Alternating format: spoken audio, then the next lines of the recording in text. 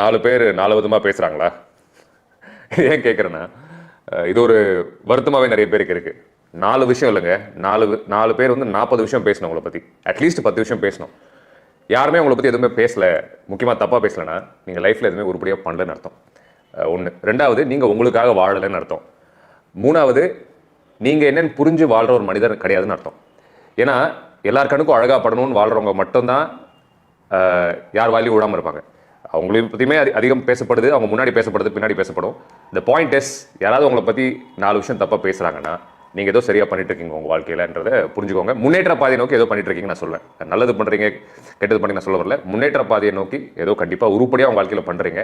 யாரையும் கஷ்டப்படுத்திடாமல், நீங்கள் தப்பான எண்ணங்கள் இல்லாமல் சரியான உங்கள் முன்னேற்றத்தை மட்டும் நீங்கள் மனசில் வச்சு நீங்கள் முன்னாடி போயிட்டே இருந்தீங்கன்னா, அதனால செய்கிற விஷயங்களால் கெட்டு பேர் வச்சுன்னா கவலைப்படாதீங்க, போயிட்டே இருங்க.